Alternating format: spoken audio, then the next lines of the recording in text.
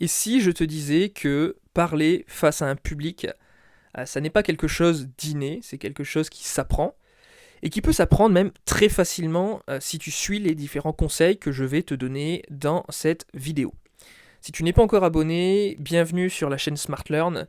SmartLearn, c'est tous les jours des lives dans lesquels je te donne mes meilleurs conseils, mes meilleurs tips, tous mes scoops, de la théorie, des cas concrets qui ont rapport de près ou de loin avec la communication pharmaceutique.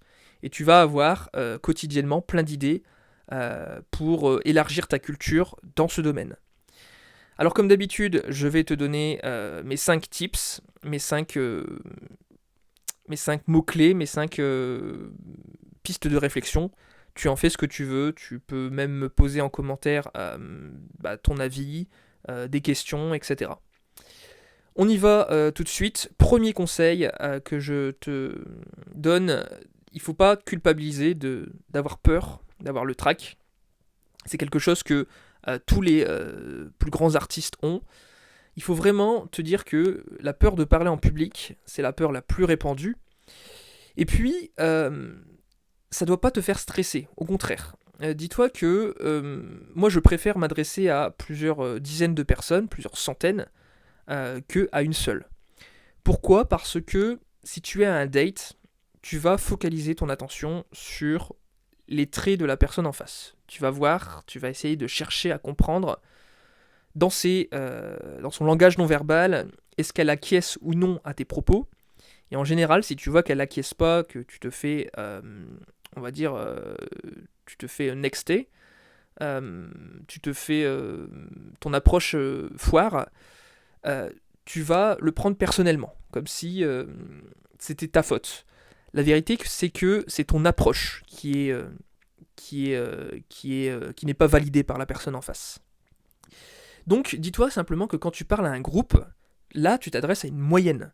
C'est-à-dire que tu n'as pas besoin de plaire à tout le monde, tu n'as pas besoin que tout le monde soit entièrement fan de ce que tu vas dire. L'essentiel, c'est d'avoir au moins la moitié des gens qui sont enthousiastes à tes propos.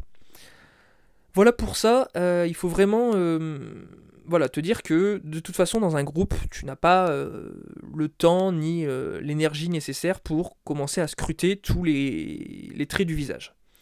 Donc dis-toi simplement, voilà, une fois que j'ai 50%, c'est déjà très très bien. Voilà pour mon premier conseil. Mon deuxième conseil, je t'avais noté que il s'agit d'établir une complicité. Établir une complicité, c'est parfois très simple. On peut mettre une petite touche d'humour de temps en temps pour essayer de toi-même décontracter l'ambiance, l'atmosphère. Et puis c'est aussi, si vraiment tu es trop stressé, dire dès le début, annoncer la couleur. Dire voilà, c'est ma première intervention, je suis ravi de pouvoir vous parler. Et là, tu commences déjà à toi-même te rassurer pour rassurer les gens en face.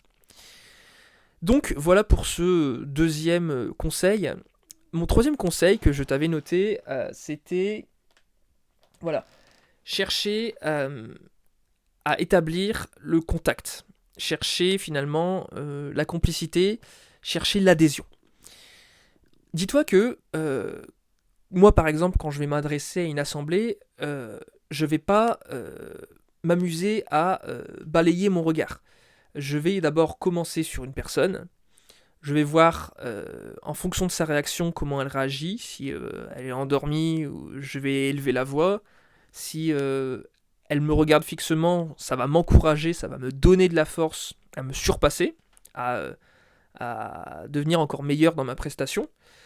Et puis, voilà, plutôt que de faire simplement balayer tout le monde, je vais passer à une deuxième personne, je vais la regarder, mettons, je sais pas moi, un peu moins d'une minute, je vais passer à une autre personne, et c'est comme ça finalement que, tu vois, petit à petit, tu arrives à analyser un peu l'adhésion à tes propos. C'est ça, c'est te dire que ça sert pas à grand chose de vouloir convaincre tout le monde dès le début. Les gens, tu peux les convaincre un à un dans ton cheminement de pensée, dans tes propos. Et, euh, et voilà pour ce troisième point. J'en profite pour te dire que si jamais tu veux avoir des informations encore plus privées, plus personnelles, tu as mon canal Telegram qui est dans la description de cette vidéo. Et tu retrouveras aussi quotidiennement tous mes meilleurs plans pour mes abonnés qui sont les plus fidèles. Mon quatrième conseil, je t'avais noté, c'est de focaliser finalement sur la première phrase au moment de ton passage. Ça sert à rien de se dire tout son texte dans sa tête juste avant de passer, comme si tu allais réciter une poésie, parce que finalement ça te bloque dans une position de contrôle absolu. Or, ça ne se passe jamais comme tu veux. Et le truc, c'est de simplement retenir les mots-clés, les moments principaux qui toi-même t'ont marqué quand tu as préparé ton intervention. Et puis après, de te dire, voilà, de temps en temps, il y aura des moments d'impro. De temps en temps, il peut y avoir des blancs, ça arrive. Voilà, faut vraiment être ok avec ça et te dire que tu es humain et que justement, quand tu montreras ton humanité, les personnes en face vont le percevoir et seront d'autant plus tolérantes. Il ne s'agit pas non plus d'attirer forcément la pitié, parce que ça risque de mettre mal à l'aise tes interlocuteurs, mais simplement de dire, voilà, c'est ok, je prends du recul par rapport même à mes propres propos, et voilà, et je propose, c'est pas... moi-même je ne me prends pas trop au sérieux, il arrive ce qu'il arrive, voilà, je peux faire une gaffe, et c'est ok avec ça, il faut pas sans arrêt dramatiser. Dans tous les cas, les gens te jugent toujours moins que ce que tu ne le penses en fait. Les gens ont d'autres choses, d'autres préoccupations dans leur vie, et finalement tu serais curieux de savoir à quel point finalement tes préoccupations ce ne sont pas du tout celles des autres, et que voilà, ce qu'ils veulent voir, un peu comme un spectacle, c'est de la cohérence, on va dire, essentiellement. Après, s'il y a des petits des lapsus, des moments où tu cherches tes mots, c'est pas grave. L'essentiel, c'est le spectacle au complet, si tu veux. Moi, je sais que quand j'étais au collège, j'avais fait pas mal de théâtre, je faisais des comédies musicales, je chantais, je dansais sur scène, et il y avait tout ce monde qui était dans le noir. Et finalement, je voyais pas les regards, donc j'étais pas plus stressé que ça. Et puis, simplement, voilà, moi j'avais en tête mon cheminement de pensée, et je me focalisais dessus, et je me disais, voilà, s'il y a un problème dans la pièce, je veux dire, ils vont pas penser que c'est l'acteur qui a mal joué, ils vont juste se dire, le scénario était prévu comme ça. Donc voilà. Ensuite, le dernier petit conseil pour aujourd'hui que je pourrais te donner, finalement, toujours un peu avec cette cohérence, c'est de trouver ton pourquoi.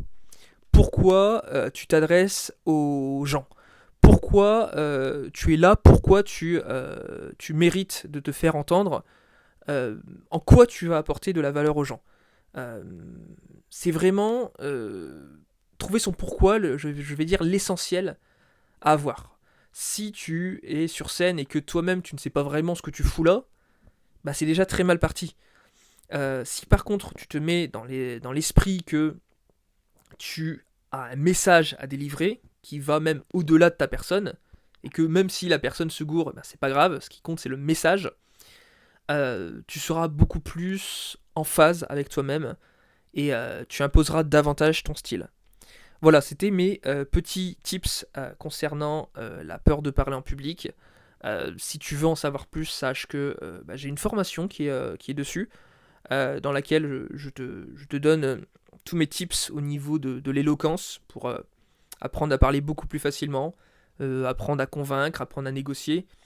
Tout ça, ça fait partie de l'une de mes 20 formations qui est dans mon livret Smart Learn. Tu pourras le regarder.